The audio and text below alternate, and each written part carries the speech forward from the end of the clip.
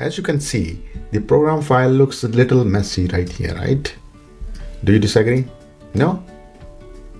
Great. But how would you refactor it? Think that's easy. Well, you say create a method for configuring the configurations for the PDF worker and you are done. Well, you answered it correctly. But you will see how we will end up using extension methods. And slowly with examples, you will learn extension method in a creative way which will make sense. So you can apply it at other places too. You're probably thinking what's so difficult about extension methods? You're right. But what are extension methods? The boring definition is extension methods allows you to add behavior to the existing types without directly modifying the source code of those types because you don't have access to that source code and without recompiling the original or existing types. Well, that is a long and boring definition, right? Well, let's understand deeper while reducing the mess right here in front of your eyes.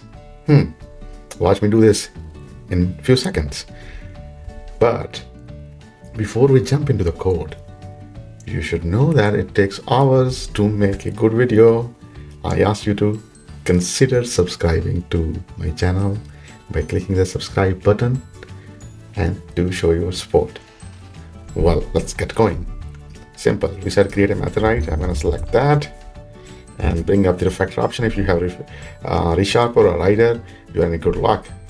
Just go to refactor this extract method at the end of program file, and I am going to name it configure PDF worker settings.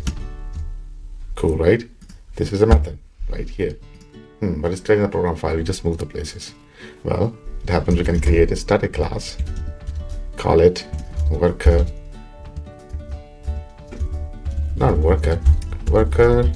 configuration extensions, right? If we create that, we can move this method inside it and call it public static, right? Now make this public as well so we can access it wherever we want, although it is only used in here, so we can even make it internal. That's even better, right? Code is a progressive thing, right? It comes in bits and pieces. You have to be patient with that, right? You already know that. I'm just blabbing just to have fun. Well, we define that, we're calling that, and that guy is complaining. We can copy that and say, now this is a simple extension method. Okay, cool, right? This does the work, but it's kind of lengthy. It doesn't have a nice kick to it. So what we can do? Well, .NET 8 or .NET 6 or .NET Core itself makes big use of extension method. Let me show you a few examples. For example, if we go back to here, we are adding this method. You will notice that this is an extension method. How you know? Because of this keyword, and it does a static method. Static. So this method is actually added on this service collection. If you go back here, what you are saying is you are calling service collection right here, right? Let me name it service really quick so you don't have any confusion, right? So use a service collection .add singleton. This method is an extension method, meaning that it actually does not exist actually inside the service collection itself. If you go here in the implementation, so how it is getting called, because it's the extension method and we are using the same namespace. Namespace is already included using global using. The only condition to use extension method is the namespace in which you declare that should be inside the using. And right now this is not an extension method, but if I just put this, well, this is become now an extension method, and you can see I can see a hint from the JetBrains rider or resharper per se, which is telling me that this is an extension method. I can change back.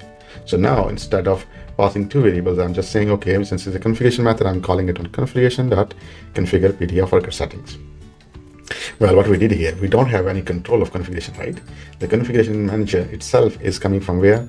It is coming from the .NET SDK, and we don't control the source code. We are only using the SDK compiled version, right?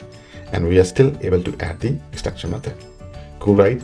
Similarly, we can add an extension method for the this guy as well. Well, let's go back and create another. So this is a good practice to follow when you're creating extension methods. group them in related classes. Don't try to just put all extension methods inside one class and call it util. Try to name it. If it doesn't fit, if you think long and hard or a little bit creative, you will find the name rather than putting in the util class, because util is really confusing. It doesn't tell you what's inside it, right? You have to look, and then you end up having multiple utils. Let's keep moving. Service extensions, right?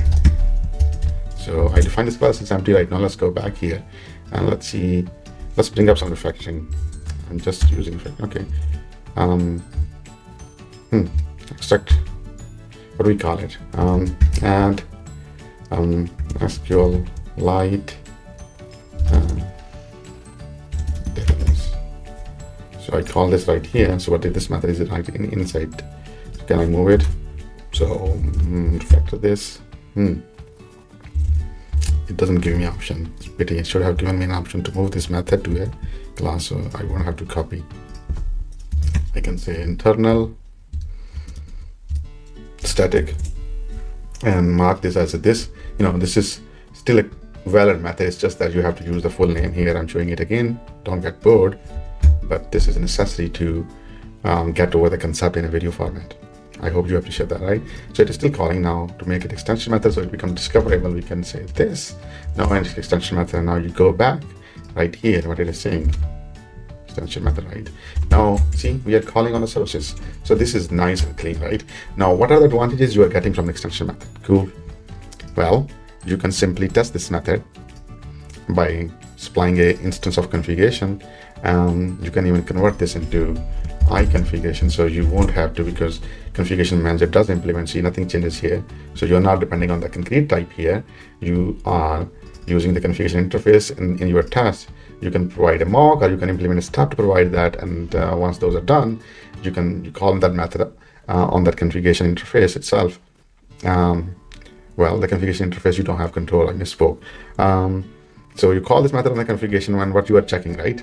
You are checking that the services has the instance of this, and then after that you check, okay, this collection does have an instance, this you can supply, and then since this is adding this instance inside it, if you get that, you can assert on that instance. We're not going to do that, but perhaps maybe in another video, because I'm trying to stick to a shorter format. Experimenting. Subscribe, guys. Well, that's about extension methods. So literally you can add extension method on any type, and since Microsoft uses it, since they fully control this, they could have added on service collection, but it doesn't really belong there, because if you see the notice service collection does implement the core behavior, it does not need to have all those methods. So these are little utilities named properly, and the only downside to these is that they're not discoverable. But if you are using Visual Studio Code or Visual Studio itself, as the writer, the IDE makes it really easy to make them discoverable. As soon as you're trying to call that method, it will say, oh, this is an extension method. Right. Thanks for watching.